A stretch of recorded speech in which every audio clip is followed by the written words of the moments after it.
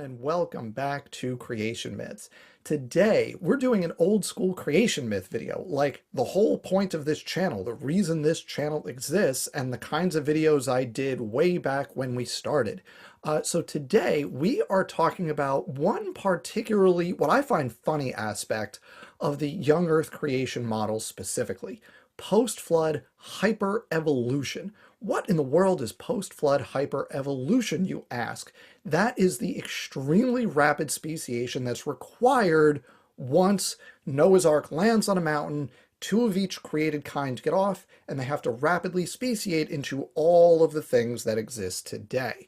Now, this is funny because young Earth creationists tend to not be huge fans of evolution, right? They don't think evolutionary processes can accomplish a whole lot. But here we are with those same young Earth creationists proposing evolution at rates many times faster than what actual evolutionary biologists observe and hypothesize, right? And the word for this has come to be hyperevolution. That's what a number of non-creationists call this because it involves speciation specifically at rates that vastly exceed what we observe and what we can infer from the fossil record.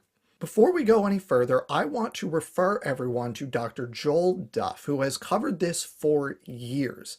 Several of his articles and videos on this are going to be linked down below, as well as his YouTube channel, and everyone should check them out. If you aren't already subscribed to Joel, make sure you subscribe to Joel. He's a great resource for all things creationism, and in particular, I love his This Week in Creationism series to just stay up to date on like what's going on in creationism at any given time.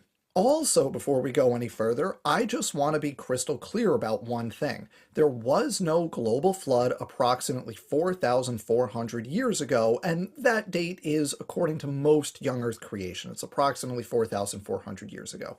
There are other sources that put it a little bit further back, but typically you hear 4,400 years.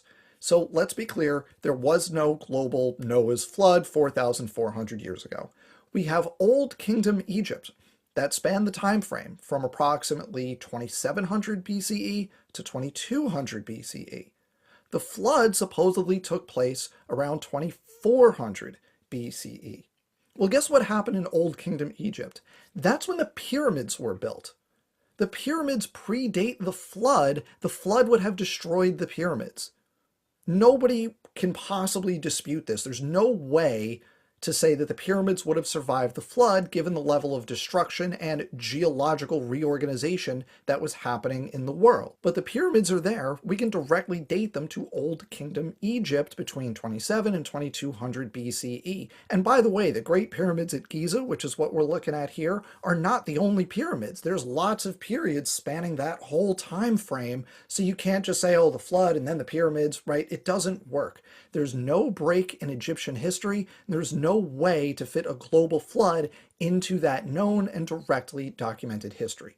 So I want to be very clear about that before we go any further. This is all nonsense from top to bottom. There was no flood. But let's put Old Kingdom Egypt completely aside. Let's pretend that's not a problem at all. Here's the problem creationists have to solve.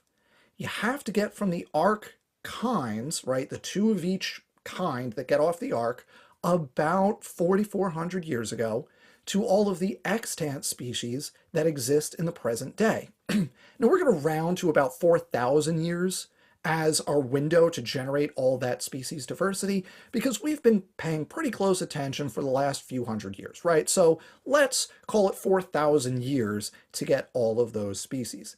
Now, also remember that each created kind is descended from just two individuals. There are some exceptions, right? The clean animals, it's 7 pairs or maybe 49. It's a little bit ambiguous for the clean animals, according to Leviticus, but that list of clean animals is relatively short, so we don't have to worry about it. We're just going to say 2 of each kind.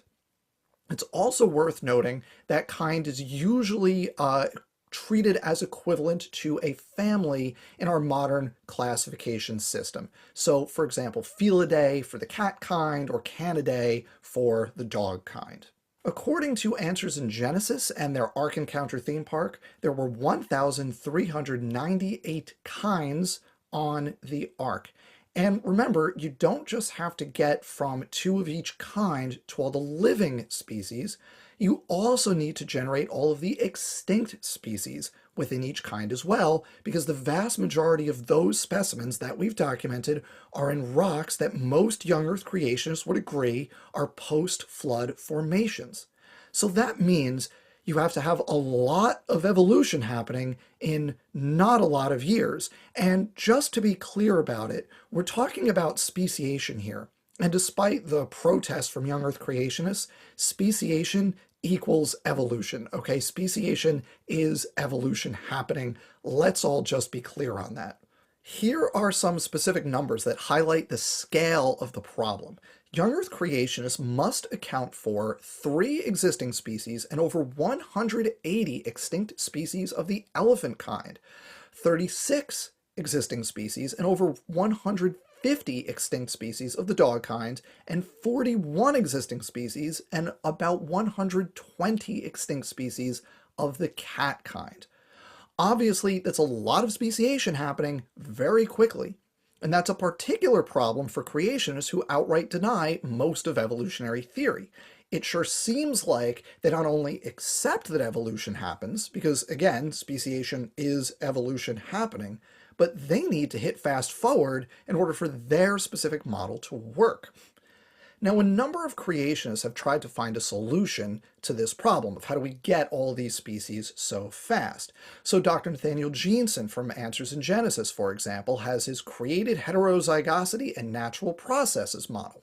And he's written on this. He talked about it in his book, Replacing Darwin. It's a common thing that he talks about. Now, I've explained in detail with actual numbers why created heterozygosity doesn't work. And that video, this one, is linked down below. The short version is that with a maximum of 10 alleles for each human locus and just 4 for most animal kinds when you get off the ark, the rate of recombination as we observe it today is just too slow to generate all the variation that exists in humans and other animals. So there are like some human genes, for example, some loci in the human genome that have over 1,000 variants. So if you're going to generate that, as Jeanson proposes, almost entirely due to recombination rather than mutation, we're talking about recombination rates that exceed the observed rate of recombination by several orders of magnitude. And again, all the details, including walking through real numbers, are in that video, which you can find down below.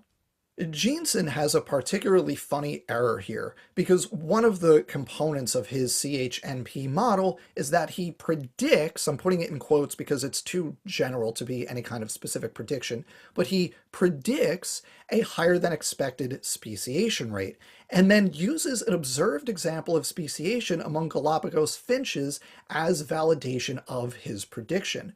But unfortunately for him, that new species was due to hybridization, not Jeanson's proposed mechanism. So even if you grant him everything else, that example doesn't count in his favor, right? What he's doing with this little victory lap that he takes when they found this new species of finch is he's doing the equivalent of predicting it's going to get dark outside because the sun will go out, and then saying his prediction was accurate when the sun went down.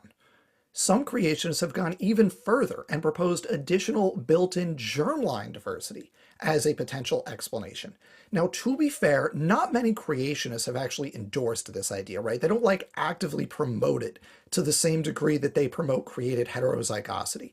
But some big name creationists like Dr. Rob Carter and Dr. John Sanford have proposed this idea, and this is from the proceedings of the 2018 International Conference on Creationism. So, I mean, this is a legitimate idea among professional creation scientists.